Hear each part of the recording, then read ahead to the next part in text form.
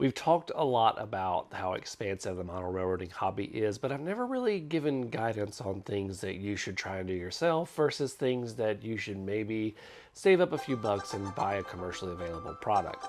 Today, we're talking about that. It's what to buy and what to DIY on Coffee and Trains.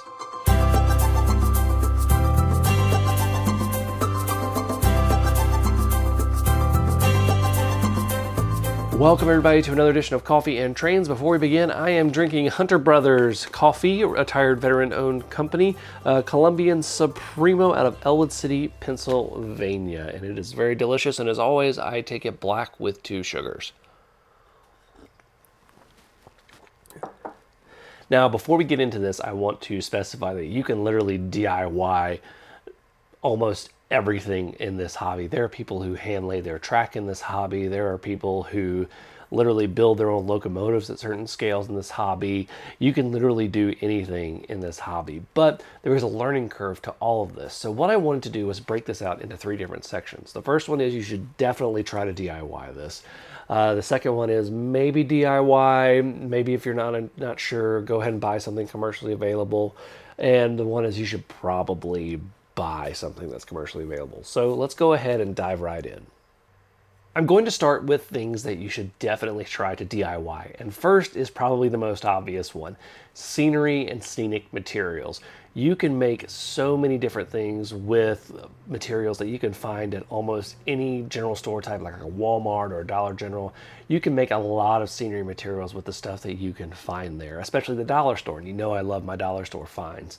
So things like clump foliage, trees, you can even make rocks and things like that. You can make rivers with things like that. So definitely try to DIY your scenery and scenic materials.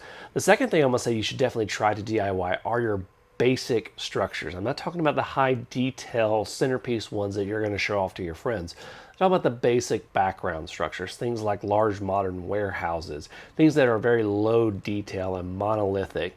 These are not difficult to build, and they're going to let you know whether or not you like scratch building, and you'll be able to learn a little bit about building to scale and things like that. So the 2 things that I'm saying that you should definitely try and DIY are your scenic materials and basic buildings.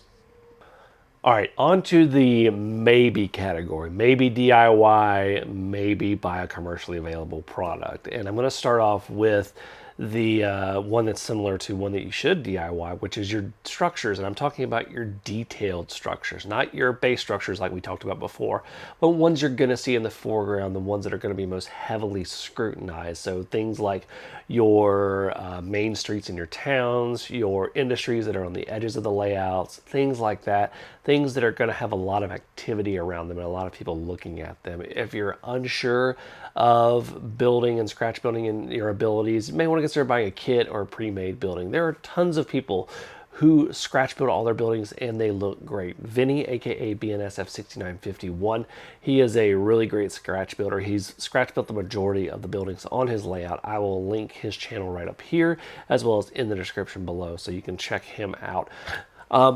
But the second thing I want to talk about, that's something that you can maybe DIY, and I actually DIY almost all of this, and maybe consider buying a commercially available product, is electronics. Now, the reason I say that this is a maybe is because obviously I do a lot of projects with Arduinos. Now, in 2015, I would have said, no, you probably just need to buy commercially available stuff unless you really know what you're doing. But with DCC++ and now DCC++EX and the proliferation of Arduinos everywhere into model railroading, it's fairly easy to customize your own electronics and do lights and animations and things like that, and it's really exploded in this hobby. It was always there, but it's really grown over the past 5 or 6 years. So the 2 things that are kind of a maybe are your detailed structures and your electronics. Another reason to maybe on the electronics is you don't have a lot of the safeguards on your DIY electronics that you do on commercially available electronics. So it's very easy to mess something up if you have something wired wrong. So don't want to discourage, but just something to consider if you're on the fence about doing DIY electronics.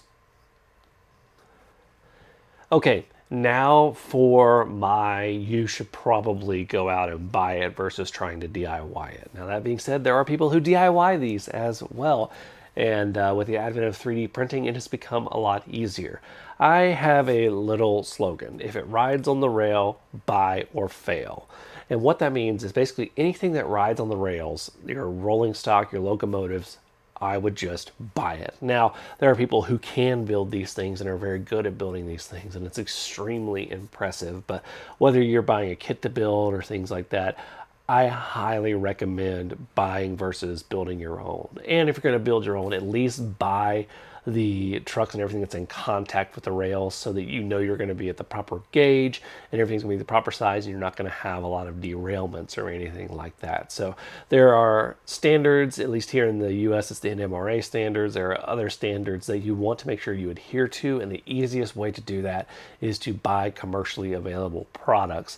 And the bottom line is, if those don't work and you've DIY'd them, you're not going to be having fun. So if it rides on the rails, you probably want to buy it versus trying to DIY it. All right, let's talk about some of the coffees that you guys are drinking. Tom G93 is drinking Original Blend Dunkin'. Can't go wrong with that. Love me some Dunkin' Donuts. Christopher Kelly is drinking Kauai Coffee Cope Oleania. I don't know how to pronounce that, but it sounds really, really good. You can't go wrong with a name like that.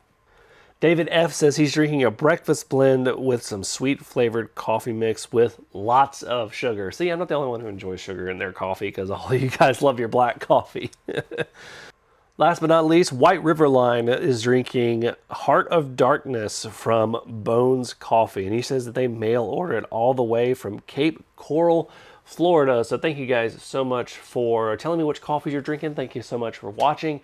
Remember to tell me what coffees you're drinking in the comments below. I want to say a big thank you to all of my patrons. They're listed right here.